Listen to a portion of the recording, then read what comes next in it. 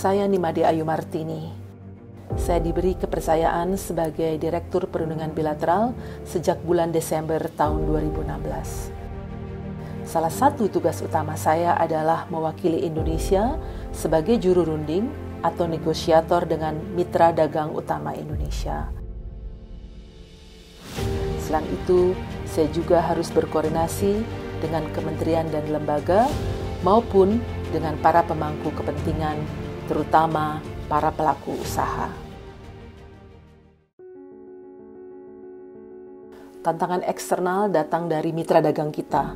Bagaimana cara kita untuk meyakinkan mereka sehingga mereka sepakat atau setuju dengan kita, atau kita bisa ada deal, jadi sama-sama senang dengan hasil dari perundingan tersebut.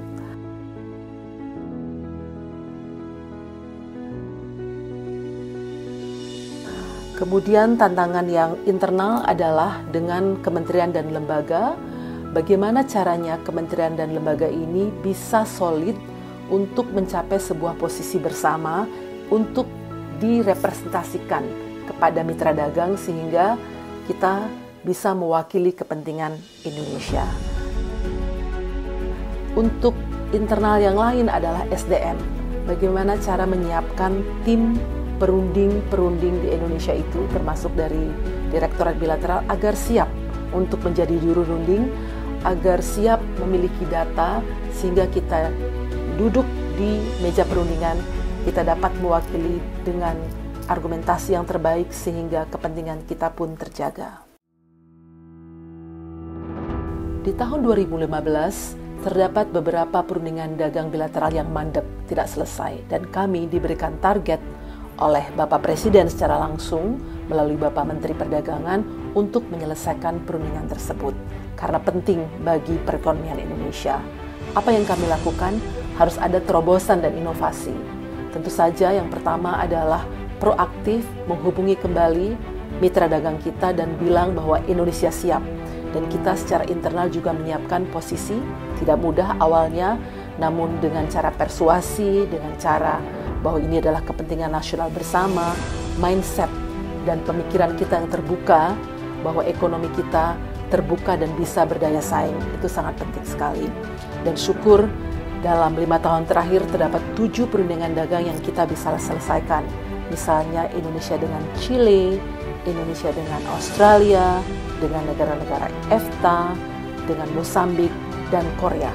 Dan ada 2 review yang kita selesaikan, yaitu dengan Jepang dan Pakistan.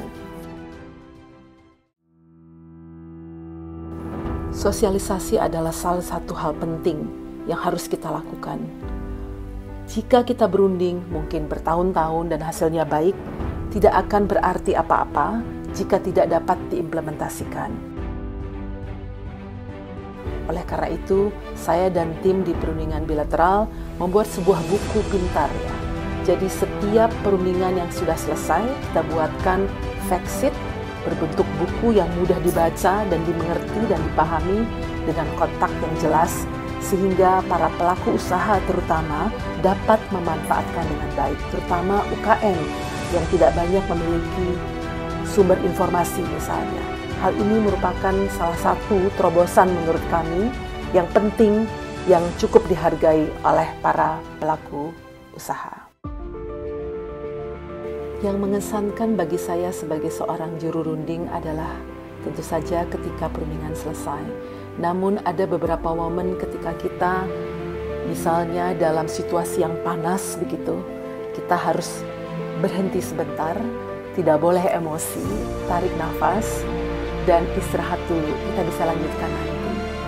Atau beberapa kunci yang saya lihat juga yang sangat mengesankan buat saya adalah ketika di meja runding, kita bisa saja keras-kerasan, gontok-gontokan. Namun di luar meja perundingan, kita harus tetap menghargai mitra kita.